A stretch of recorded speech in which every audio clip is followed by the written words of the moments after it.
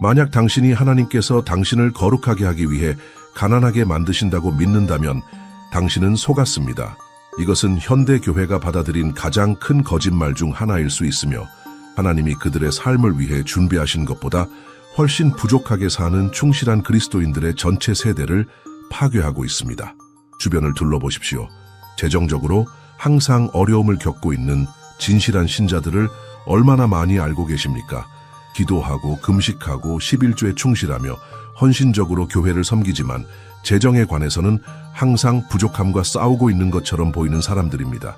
그리고 가장 비극적인 것은 많은 사람들이 이 상황을 마치 하나님의 뜻인 것처럼 받아들였다는 것입니다. 현실은 충격적입니다. 연구에 따르면 대부분의 그리스도인들은 번영하거나 심지어 번영하기를 원할 때마다 깊은 죄책감을 가지고 있습니다. 그들은 재정적 야망이 탐욕이고 많이 가지는 것이 세속적이며 진정한 영성은 적게 가지고 사는 능력으로 측정된다고 믿도록 조건화되었습니다. 이러한 사고방식은 기독교에 침투한 세 가지 파괴적인 거짓말에 뿌리를 두고 있습니다. 첫 번째 거짓말은 속삭입니다. 하나님은 내가 적게 가질 때 나를 더 사랑하신다. 두 번째는 주장합니다. 번영을 구하는 것은 영적 탐욕이다. 그리고 세 번째는 거짓 권위로 선언합니다. 부자는 천국에 들어갈 수 없다. 이러한 믿음들은 성경에서 나온 것이 아닙니다. 그것들은 성경의 왜곡된 해석의 산물이며 성경적 겸손을 가난의 영광화로 변환시킨 인간 철학과 혼합된 것입니다. 만족을 수능주의와 단순함을 부족함과 하나님에 대한 의존을 기회 앞에서의 수동성과 혼동했습니다.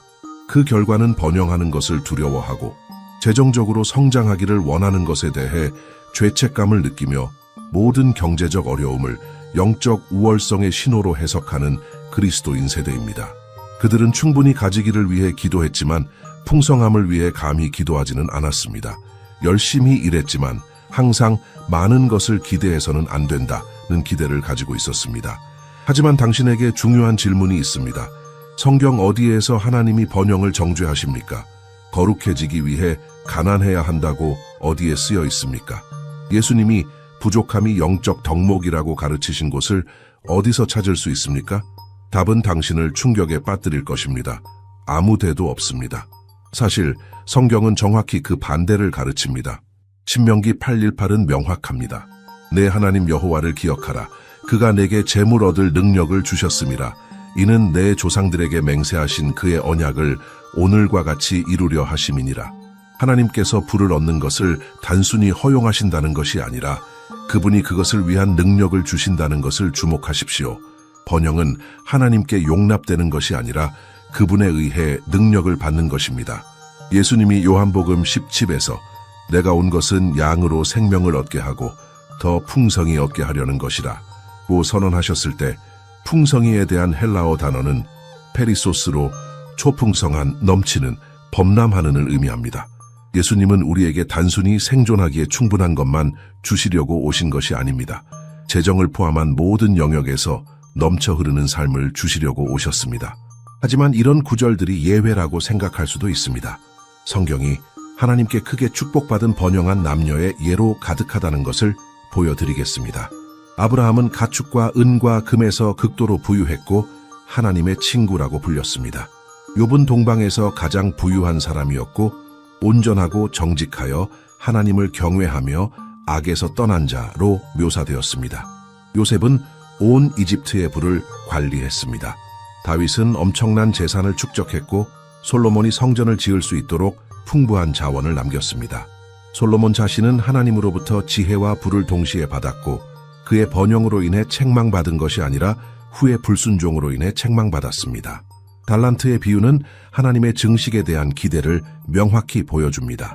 달란트를 숨긴 종은 악하고 게으른 자라고 불렸고 자원을 증식시킨 자들은 칭찬받고 더 많은 책임을 받았습니다.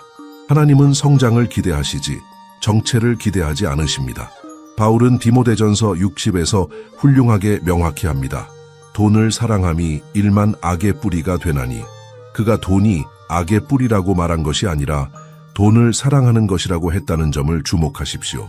문제는 자원을 가지는 것이 아니라 자원이 당신을 가지는 것입니다. 문제는 소유가 아니라 부가 당신 마음에서 차지하는 위치입니다. 잠언은 지속적으로 일에서의 부지런함과 정당한 보상에 대해 가르칩니다. 게으른 자의 마음은 욕심을 부리나 얻는 것이 없고 부지런한 자의 마음은 풍족함을 얻느니라. 잠언 13:4. 네가 일에 능숙한 사람을 보았느냐? 그는 왕들 앞에 설 것이요. 잠언 22:29. 말씀은 탁월함, 능력, 그리고 결과적인 인정과 보상을 격려합니다. 예수님이 부자가 천국에 들어가는 것보다 낙타가 바늘기로 지나가는 것이 더 쉽다고 말씀하셨을 때 그분은 하나님을 신뢰하는 대신 자신의 부를 신뢰하는 특정한 사람을 언급하고 계셨습니다. 부자 청년과의 대화는 분열된 마음을 드러낸 것이지 부 자체를 정죄한 것이 아닙니다. 아브라함은 성경에서 믿음의 아버지라고 불리지만 그가 또한 엄청나게 번영했다는 사실에 대해 깊이 생각하는 사람은 거의 없습니다. 창세기 13기는 아브라함에게 가축과 은과 금이 풍부하였더라고 선언합니다. 그의 부는 가나안 왕들까지도 그의 번영을 인정할 정도로 명백했습니다. 롯을 구출했을 때 아브라함은 자신의 집에서 훈련받은 38명의 종들을 동원했습니다. 이것은 부족함의 신호가 아니라 조직적이고 재정적인 풍요의 신호입니다. 욥은 모든 것을 잃었지만 하나님이 어떻게 그를 회복시키셨는지 보십시오. 욥기 42은 욥이 그의 친구들을 위하여 기도할 때 여호와께서 욥의 공형을 돌이키시고 여호와께서 욥에게 이전 소유보다 갑절이나 주시니라고 말합니다. 하나님은 욥이 잃은 것만 돌려주신 것이 아니라 그의 번영을 2배로 늘리셨습니다. 만약 부가 영적으로 해롭다면 왜 하나님이 욥을 2배로 회복시키셨을까요? 요셉의 이야기는 더욱 매혹적입니다. 부당하게 고발당한 노예에서 그는 이집트에서 2번째로 강력한 사람이 되어 세계 초강대국의 부를 관리했습니다. 창세기 41-40은 바로의 말을 기록합니다. 너는 내 집을 다스리라. 내 백성이 다 내 명령에 복종하리니 나는 왕좌에서만 너보다 크니라. 요셉은 거짓 겸손으로 이 직위를 거부하지 않았습니다. 그는 그것을 신성한 책임으로 받아들였습니다. 하나님의 마음에 합한 사람 다윗은 그의 통치 기간 동안 특별한 부를 축적했습니다. 역대상 29:334에서 우리는 성전에 대한 그의 개인적 기여에 대해 읽습니다.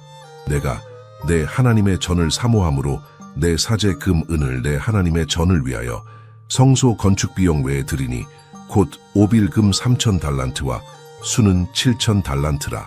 이것은 오늘날 수십억 달러에 해당합니다. 솔로몬은 하나님으로부터 지혜와 부 모두를 받았습니다. 열왕기상 3:13은 신성한 약속을 기록합니다. 내가 또 네가 구하지 아니한 부귀와 영광도 내게 주노니 내 평생의 왕들 중에 너와 같은 자가 없을 것이라. 하나님이 부를 저주나 영적 시험이 아닌 추가 축복으로 주셨다는 점을 주목하십시오. 심지어 예수님도 지상 사역 동안 사역팀을 유지하기에 충분한 자원을 가지고 계셨습니다. 누가복음 8:3은 자기들의 소유로 그들을 섬기는 번영한 여인들을 언급합니다. 유다가 그룹의 회계였다는 것은 관리할 재정이 있었다는 것을 나타냅니다. 예수님은 비참하게 살지 않으셨습니다. 그분의 사명에 적절한 공급을 받으며 사셨습니다. 바나바는 그 이름이 위로의 아들을 의미하며 토지 소유자였고 초기 교회의 성장에 투자하기 위해 그것들을 팔았습니다. 사도행전 4:36-37은 서술합니다. 구브로에서 난 레위족 사람이 있으니 사도들이 일컬어 바나바라 하니 번역하면 위로의 아들이라. 그가 밭이 있음에 팔아 그 값을 가져다가 사도들의 발 앞에 두니라. 이 사람들은 그들의 믿음에도 불구하고 부유한 것이 아니었습니다. 그들은 하나님이 그분의 목적을 위해 자원을 관리하도록 부르셨다는 것을 이해했기 때문에 번영했습니다. 그들은 번영을 그 자체로 목적이 아닌 사역적 도구로 보았습니다. 그리스도인들을 재정적으로 마비시키는 첫 번째 거짓말은 미묘하지만 파괴적입니다. 하나님은 내가 적게 가질 때 나를 더 사랑하신다. 이 믿음은 필요를 미덕으로 부족함을 신성한 은총의 신호로 변환시킵니다. 하나님이 이 재정적 어려움을 통해 나를 시험하고 계시다. 고 말하는 사람을 얼마나 자주 들어보셨습니까? 하나님이 우리의 성장을 위해 시련을 허용하시지만 그분은 결코 부족함을 그분의 사랑의 척도로 사용하지 않으십니다. 사도 바울은 로마서 8:32에서 명확히 합니다. 자기 아들을 아끼지 아니하시고 우리 모든 사람을 위하여 내주신 이가 어찌 그 아들과 함께 모든 것을 우리에게 주시지 아니하겠느냐. 하나님이 가장 소중한 것, 그분 자신의 아들을 주셨다면 왜 그분의 섬김을 용이하게 할 수 있는 물질적 재화를 보류하시겠습니까? 성경적 만족은 하나님이 주시고자 하는 것보다 적은 것을 받아들이는 것을 의미하지 않습니다. 상황에 관계없이 하나님 안에서 만족을 찾는 것을 의미합니다. 차이는 중요합니다.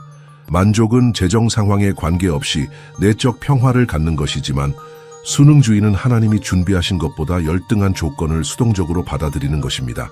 바울은 나는 비천에 처할 줄도 알고 풍부에 처할 줄도 안다. 빌립보서 4:1-2이고 말했습니다.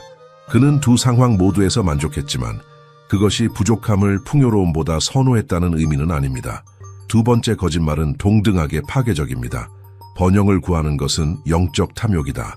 이 믿음은 그리스도인들이 재정적 성장을 원하거나 풍부한 공급을 구하는 기도를 할 때 죄책감을 느끼게 합니다. 하지만 성경의 기도들을 살펴보면 정확히 그 반대를 발견할 것입니다. 야베스는 기도했습니다. 내게 복을 주시옵고 나의 지경을 넓히시옵고 주의 손으로 나와 함께 하사 나로 환난을 벗어나 근심이 없게 하옵소서. 역대상 4표. 그는 확장, 영토적, 재정적, 사역적을 명시적으로 요청했습니다. 하나님은 어떻게 응답하셨습니까? 하나님이 그가 구하는 것을 허락하셨더라. 예수님은 제자들에게 기도하도록 가르치셨습니다. 오늘 우리에게 일용할 양식을 주시옵고. 마태복음 6:1. 일용할에 대한 헬라어 단어는 에피오시온으로 다음 날을 위한 또는 충분하고 풍부한을 의미합니다. 예수님은 단순한 생존만을 구하도록 가르치신 것이 아니라 적절하고 넘치는 공급을 구하도록 가르치셨습니다. 세 번째 거짓말은 가장 잘못 인용되는 것입니다. 부자는 천국에 들어갈 수 없다. 예수님의 말씀에 대한 이 왜곡된 해석은 세대에 걸쳐 그리스도인들을 불필요한 가난에 묶어두었습니다. 하지만 부자 청년과의 대화의 완전한 맥락을 보십시오.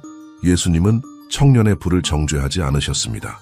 그분은 우상 숭배를 폭로하셨습니다. 청년이 영생을 유업으로 받기 위해 무엇을 해야 하는지 물었을 때 예수님은 그의 마음을 아시고 그의 부가 그의 신이 되었음을 보여주셨습니다.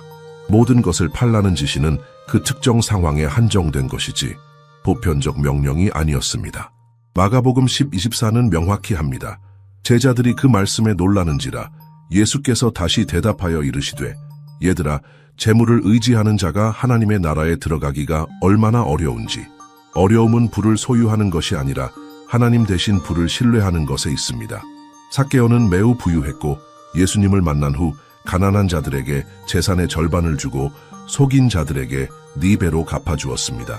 그럼에도 불구하고 상당한 부가 남아 있었습니다. 예수님은 그에게 모든 것을 처분하라고 지시하지 않으셨습니다. 구원이 그 집에 이르렀다고 선언하셨습니다. 이 세 거짓말들은 함께 작동하여 합법적인 번영을 막는 독성 사고방식을 만듭니다. 그것들은 그리스도인들이 건전한 야망에 대해 죄책감을 느끼게 하고 신성한 공급을 영적 시험으로 변환시키며 재정적 평범함을 정당화하기 위해 성경을 왜곡합니다. 하나님이 당신을 보시는 방식과 당신이 자신을 보는 방식 사이에는 근본적인 차이가 있습니다. 많은 그리스도인들이 영적 거지처럼 하나님과 관계를 맺으며 항상 천상의 자선을 구걸하고 신성한 식탁의 부스러기에 만족합니다. 하지만 하나님은 그분의 왕국에서 거지를 원하지 않으십니다. 지상에서 그분의 일을 재정적으로 지원할 수 있는 번영한 파트너를 원하십니다. 누가복음 16길 카운트의 충실한 청지기의 비유는 이 강력한 진리를 보여줍니다. 예수님은 청지기의 지혜를 칭찬할 뿐만 아니라 선언하십니다. 지극히 작은 것에 충성된 자는 큰 것에도 충성되고 지극히 작은 것에 불의한 자는 큰 것에도 불의하니라. 하나님은 얼마나 더 많이 우리에게 맡기실 수 있는지 결정하기 위해 자원 관리에서의 우리의 충실함을 지속적으로 평가하고 계십니다. 성경적 청지기직의 개념은 주일 11조를 훨씬 넘어섭니다. 하나님은 당신이 소유한 모든 것, 당신의 능력, 시간, 기회, 관계, 이 당신의 관리에 일시적으로 맡겨진 왕국의 자원이라는 것을 이해하기를 원하십니다. 문제는 당신이 소유자인지 아닌지가 아니라 당신이 관리자로서 얼마나 충실한지입니다. 왕국을 확장하기 위한 예수님의 전략을 보십시오. 그분은 제자들이 가난하게 살면서 생계를 위해 기적에만 의존하는 시스템을 세우지 않으셨습니다. 누가복음 8:13은 헤롯의 청지기 후사의 아내인 요한나와 수산나 같은 번영한 여인들이 자기들의 소유로 그들을 섬겼다고 보여줍니다. 예수님은 번영한 사람들이 사역을 재정적으로 지원하는 지속 가능한 모델을 구조화하셨습니다. 부족함의 사고방식과 왕국의 사고방식 사이의 차이는 혁명적입니다. 부족함의 사고방식은 생각합니다. 모든 사람에게 충분하지 않다. 내가 가진 것을 지켜야 한다. 왕국의 사고방식은 생각합니다. 하나님은 무한한 자원을 가지고 계시다. 내가 더 충실하게 관리할수록 그분이 내게 더 많이 맡기실 수 있다. 바울은 고린도후서 9:8에서 이 사고방식을 예시합니다. 이것이 곧 적게 심는 자는 적게 거두고 많이 심는 자는 많이 거둔다 하는 말이로다. 각각 그 마음에 정한 대로 할 것이요. 인색함으로나 억지로 하지 말지니 하나님은 즐겨내는 자를 사랑하시느니라. 하나님이 능히 모든 은혜를 너희에게 넘치게 하시나니 이는 너희로 모든 일에 항상 모든 것이 넉넉하여 모든 선한 일에 넘치게 하려 하심이라. 진행을 주목하십시오. 개인적 충족, 선한 일을 위한 풍요로움, 그리고 더 많이 심을 수 있는 능력. 하나님은 당신이 단순히 생존하기를 원하지 않으십니다. 그분은 당신이 지속적인 축복의 통로가 될 수 있도록 넘쳐 흐르기를 원하십니다. 왕국 확장에서 번영의 영향을 생각해 보십시오.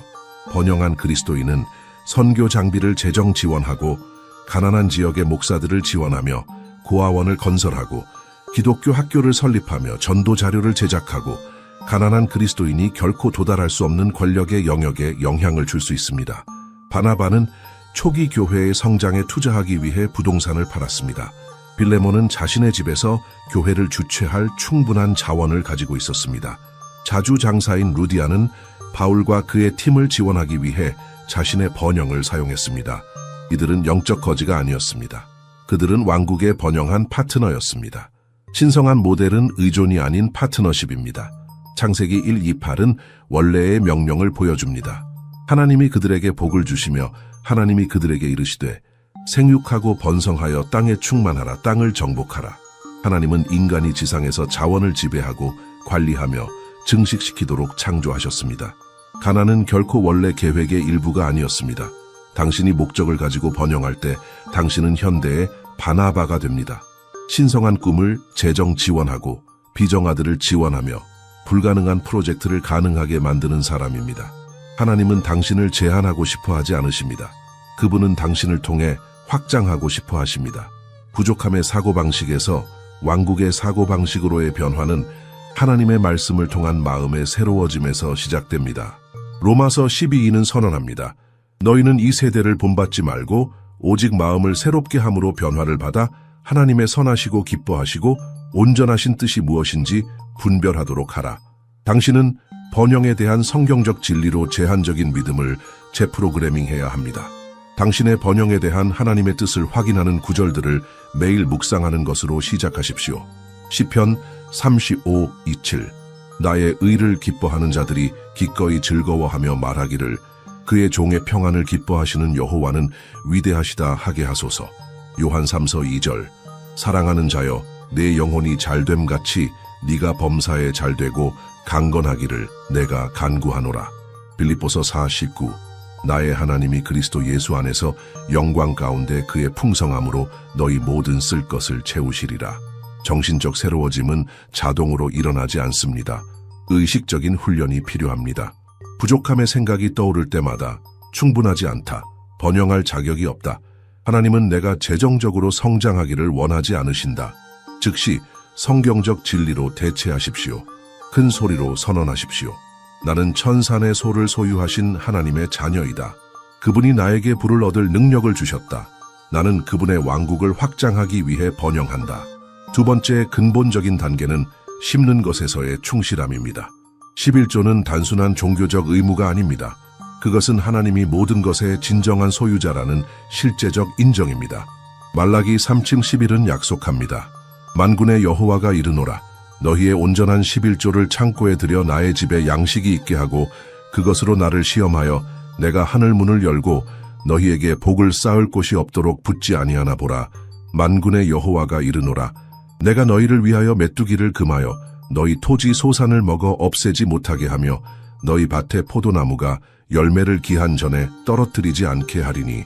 하지만 심는 것은 의무적인 11조를 넘어섭니다. 자발적인 헌금, 왕국에 대한 투자, 그리고 비옥한 토양에 심는 것, 사람들의 삶에 진정으로 차이를 만드는 사역들을 포함합니다. 개인적 부를 과시하는 대신 사역에 투자하는 지도자들인 돌밭에 심는 것을 피하십시오. 올바른 곳에 심는 것은 풍성한 수확을 위해 중요합니다. 세 번째 요소는 일과 사업에서의 탁월함입니다. 골로사에서 3:23은 가르칩니다.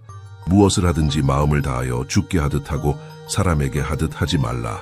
당신의 직업 윤리는 하나님의 성품을 반영해야 합니다. 시간 엄수, 성실성, 능력, 그리고 혁신은 단순한 성공 전략이 아닙니다. 그것들은 경배의 표현입니다. 다니엘은 그에게는 뛰어난 연기 있음이라. 다니엘 6:3 때문에 모든 총독들과 방백들 중에서 뛰어났습니다. 요셉은 여호와께서 요셉과 함께 하심으로 그가 하는 일마다 여호와께서 형통하게 하셨더라. 창세기 39:3 때문에 반복적으로 승진했습니다. 당신의 전문적 탁월함은 하나님을 가리키는 증거가 되어야 합니다. 성경적 재정 교육이 네 번째 기둥입니다. 잠언은 현명한 재정 관리에 대한 원칙들로 가득합니다. 부지런한 자의 경영은 풍부함에 이를 것이나 조급한 자는 궁핍함에 이를 따름이니라. 잠언 21:5. 재정 계획은 믿음의 부족이 아닙니다. 그것은 책임감 있는 청지기직입니다. 투자, 저축, 그리고 다중 수입원 창출에 대해 배우십시오. 달란트의 비유는 투자 다각화를 가르칩니다. 요셉은 7년의 기근을 대비하기 위해 7년의 저축 계획을 실행했습니다. 재정적 지혜와 믿음은 분리되지 않고 함께 작동합니다. 특히 소비를 위한 불필요한 부채를 피하십시오. 잠언 22:7은 경고합니다. 부자는 가난한 자를 다스리고 빚진 자는 체주의 종이 되느니라. 생산적인 투자를 위한 부채는 현명할 수 있지만 과실을 위한 부채는 영적 함정입니다. 다섯 번째 단계는 전략적 관대함입니다. 단순히 더 많이 주는 것이 아니라 영향을 배가시키는 방식으로 주는 것입니다. 배가자가 될 수 있는 사람들, 유망한 학생들, 비전 있는 기업가들, 신흥 지도자들에게 투자하십시오. 일시적인 구제가 아닌 지속적인 영향을 생성할 잠재력이 있는 프로젝트를 재정 지원하십시오. 의도적인 관대함을 통해 유산을 창조하십시오. 잠언 13:22는 말합니다. 선인은 그 산업을 자자손손에게 끼쳐도 죄인의 재물은 의인을 위하여 쌓이느니라. 이것은 영적, 교육적, 재정적 유산을 포함합니다. 어릴 때부터 자녀들에게 청지기직, 일, 그리고 목적에 대해 가르치십시오. 목적을 가지고 번영하는 그리스도인 기업가들의 예들을 고려해 보십시오. 이들은 단순히 돈을 버는 것이 아니라 그들의 사업을 사역 플랫폼으로 변환시켰습니다. 한 한국 기술 기업가는 자신의 성공을 활용하여 북한 선교를 재정 지원하고 탈북자들을 위한 직업훈련센터를 설립했습니다. 그의 번영은 그를 하나님의 왕국 확장에서 전략적 파트너로 만들었습니다. 또 다른 예는 번영한 한국 의사가 자신의 재정적 성공을 사용하여 가난한 나라들의 의료 클리닉을 건설하는 것입니다. 그는 자신의 부를 개인적 사치에 사용하는 대신 생명을 구하고 복음을 전파하는 플랫폼을 만들었습니다. 이것이 목적을 가진 번영의 힘입니다. 개인적 안락함을 넘어 영원한 영향으로 확장하는 것입니다. 재정적 사고방식의 변화에 대한 증언들도 똑같이 강력합니다. 한 젊은 한국 회계사는 수년간 돈에 대해 죄책감을 가지고 있었습니다. 그녀는 성공을 추구하는 것이 하나님에 대한 불충성이라고 믿었습니다. 진실을 이해한 후 그녀는 자신의 회계회사를 확장하고 수익의 50%를 고아원과 선교 사역에 기부하기 시작했습니다. 그녀의 번영은 수백 명의 어린이들의 삶을 변화시켰습니다. 번영이 왕국에서의 영향력을 어떻게 증폭시키는지 보는 것은 영감을 줍니다. 서울에 성공한 부동산 개발업자는 자신의 부를 사용하여 도시 전역에 여러 교회를 건설했습니다. 그의 재정적 자원이 없었다면 이 지역 사회들은 아직도 적절한 예배 장소가 없었을 것입니다. 그의 번영은 말 그대로 수천 명의 사람들이 하나님을 예배할 수 있는 기회를 창조했습니다. 번영 중에도 영적 성장과 재정적 성장의 균형을 맞추는 것이 중요합니다. 한 성공한 한국 제조업체는 매주 금요일 아침을 기도와 성경 공부에 헌신합니다. 그는 자신의 회사가 성장할수록 하나님과의 관계가 더욱 깊어져야 한다는 것을 이해합니다. 이 영적 기초가 그의 사업 결정을 인도하고 그를 겸손하게 유지합니다. 번영과 함께 자녀들을 기르는 것은 또 다른 중요한 측면입니다.